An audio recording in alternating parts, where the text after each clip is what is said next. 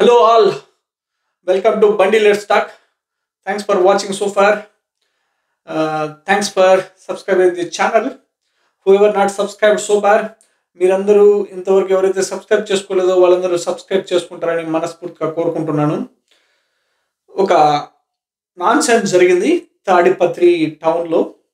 ఈరోజు పెద్దారెడ్డి గారు అనంతపూర్ టౌన్ నుంచి తాడిపత్రి టౌన్ తన సొంత నివాసానికి వచ్చారు.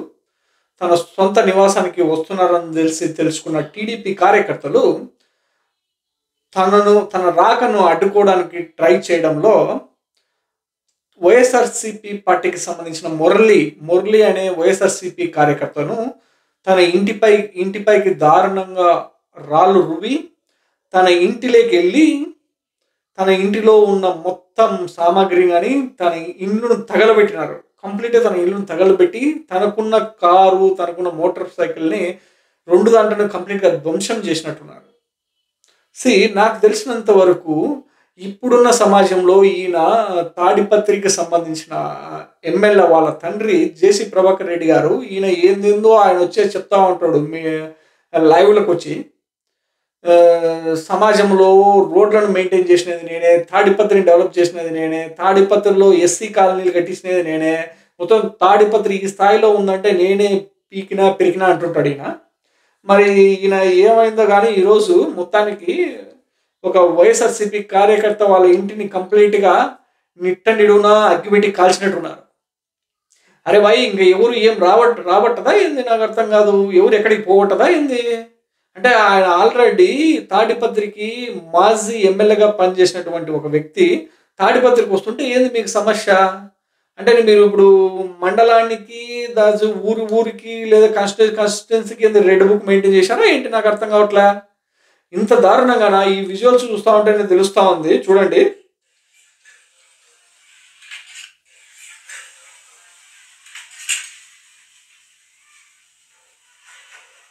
కాలిపోతాను చూడు. ఇల్లు మొత్తం కాల్చేసినట్టున్నారు. కంప్లీట్గా ఇల్లు నిడున కాల్చినట్టున్నారు, ఏమీ కానీ లేకోకుండా. ఈ ఇంటికి సంబంధించిన వ్యక్తి పరిస్థితి చూడండి ఎటుందో. ఈయన వైఎస్ఆర్సీపీ కార్యకర్త మురళి అనే వ్యక్తి. చూడండి ఇంకా ఎట్లున్నాయంటే, ఇంకా విజువల్ చూస్తే కనుక ఎట్లుంటాయంటే ఇంకా దారుణంగా ఉంటాయి. ఇంకా చూడండి ఎట్లా కాలిపోతుంది ఇల్లు మొత్తం. తగలబెట్టేట్టున్నారు కంప్లీట్గా. ఇల్లు మొత్తం తగలబెట్టేట్టున్నారు. బై మీరు కనుక ఇట్లాగే కంటిన్యూ చేసుకుంటూ వెళ్తే పబ్లిక్లో చాలా రివెంజ్ వస్తుంది. అనవసరంగా అన్రెస్ట్ క్రియేట్ చేస్తారు సొసైటీలో. నేను దాదాపు 2009 నుంచి చూస్తూ ఉన్నాను నేను పాలిటిక్స్ని. ఏ జనరల్ ఎలక్షన్ తర్వాత కూడా ఇంత నాన్సెన్స్ జరగలేదు. ఈ జనరల్ ఎలక్షన్ తర్వాత ఇంత నాన్సెన్స్ జరిగింది. ఒకసారి జగన్మోహన్ రెడ్డి అనేటోడు డిసైడ్ అయినాడు అనుకో, పొరపాటున గన అధికారంలోకి వస్తే మీ పరిస్థితి ఎలా ఉంటుందో ఊహించుకోండి ఒకసారి. మీ ఊహ కూడా అందదు అనుకుంటున్నాను నాకు తెలిసినంత వరకు. ఇదేనా ఇది? ఇంత దారుణమా? అరే, ఒక వ్యక్తి మాజీ ఎమ్మెల్యేగా పనిచేసినటువంటి ఒక వ్యక్తి తన సొంత నియోజకవర్గానికి వస్తే తన కార్యకర్తల పైన దారుణంగా అటాక్ చేసిందే కాకుండా తన ఇంటిని మొత్తం అంతా కాల్చిన తర్వాత తనకు సంబంధించిన కార్లను కానీ వెహికల్స్ బైక్స్ కానీ మొత్తం అందరినీ తగలబెట్టేశారు మీరు.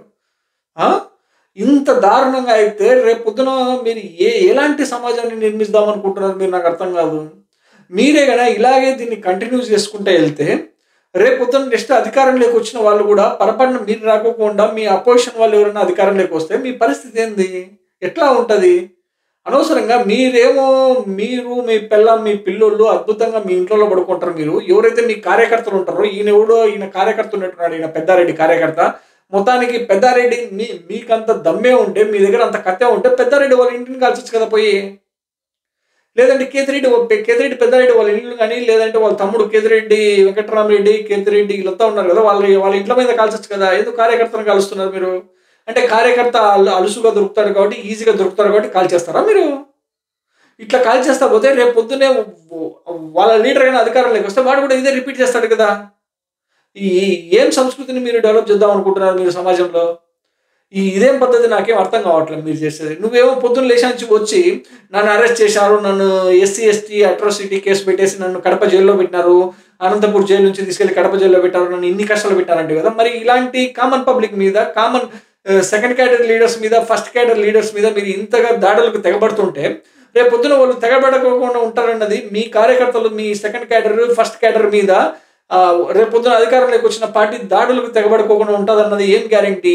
స్వయానం వైఎస్ఆర్సీపీ పార్టీ అధినేత వైఎస్ జగన్మోహన్ రెడ్డి గారే చెప్తున్నారు కదా, రేపు పొద్దున నేను ఎలాంటి పరిస్థితులైనా కంట్రోల్ చేసేది ఉండదు, నేను కంట్రోల్ చేసే పరిస్థితులు నేను ఉండలేను, ఎందుకంటే వాళ్ళు ఆల్రెడీ దెబ్బలు తిని ఉంటారు కాబట్టి పొరపాటున నేను కానీ అధికారంలోకి వస్తే అవతల పరిస్థితి ఎలా ఉంటుందో ఊహించుకోండి మీరు, నేను మీ ఊహకే వదిలేస్తున్నాను అని చెప్పేసి తను చెప్తున్నాడు. ఆ తర్వాత మీకు ఇప్పటికన్నా మీరు మారాలి కదా, ఏంది పరిస్థితి, ఏం సంస్కృతి ఇది? ఇట్లా చేసుకుంటూ పోతే ఒక ఎమ్మెల్యేని మీరు కాన్స్టిట్యున్సీలోకి రానివ్వకుండా ఉంటే దాదాపు 3 నెలలు అయిపోతుంది అధికారంలోకి వచ్చి. ఏం పద్ధతిని మీరు కంటిన్యూ చేద్దాం అనుకుంటున్నారు? ఇదేం పద్ధతి చెప్పండి? ఇట్లయితే నాకు తెలిసినంత వరకు సమాజంలో మీరు అండర్స్ట్ క్రియేట్ చేసి రేపొద్దున నెక్స్ట్ ఇది పరంపర కంటిన్యూ అయితే కన్నా మేజర్ డ్యామేజ్ జరిగేది కామన్ పబ్లిక్కే డ్యామేజ్ జరుగుతుంది. మీకు లీడర్స్కి మీకేం డ్యామేజ్ జరుగుతుంది? మీకు ఎలాంటి డ్యామేజ్ జరిగే అవకాశమే లేదు. డ్యామేజ్ జరిగేదంతా only common public, second cadre, third cadre, fourth క్యాడర్లో ఉన్న పార్టీ క్యాండిడేట్స్కి మాత్రమే డ్యామేజ్ జరుగుతుంది, కానీ మీకు ఎలాంటి డ్యామేజ్ జరిగే అవకాశం ఉండదు.